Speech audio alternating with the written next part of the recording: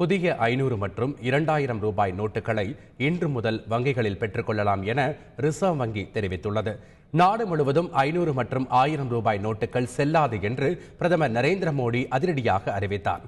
எனினும் பொதுமக்கள் தங்களிடம் உள்ள இந்த ரூபாய் நோட்டுகளை டிசம்பர் 30ஆம் தேதி வரை வங்கிகளில் அடையாள அட்டை காண்பித்து புதிய நோட்டுகளாக மாற்றிக்கொள்ளலாம் என்று தெரிவித்துள்ளார். இன்று முதல் இதற்காக சிறப்பு வசதிகள் செய்யப்பட உள்ளதாகவும் மத்திய அரசு தெரிவித்துள்ளது. பழைய ரூபாய் நோட்டுகளை இன்று முதல் வங்கி, தபால் நிலையம் உள்ளிட்ட இடங்களில் கொடுத்து புதிய நோட்டுகளை மாற்றிக்கொள்ளலாம். இன்று முதல் டிசம்பர் 30ஆம் தேதிக்குள் தங்களது வங்கிகள் தாங்கள் கணக்கு வைத்திருக்கும் தபால் நிலையங்களில் டெபாசிட் செய்யலாம். அதேபோல ரூபாய் நோட்டுகளை அடையாள அட்டையை காண்பித்து மாற்றிக்கொள்ளவும் முடியும்.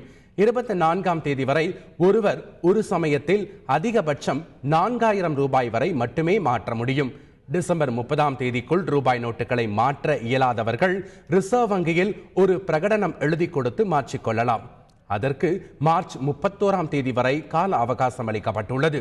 புதிய 500 ரூபாய் நோட்டில் செங்கோட்டை படமும், புதிய 2000 ரூபாய் நோட்டில் மங்கள்யான் படமும் பொறிக்கப்பட்டிருக்கும். கண் பார்வையற்றவர்களும் இந்த நோட்டுகளை அடையாளம் காணும் வகையில் அடையாள குறியீடுகள் இருக்கும்.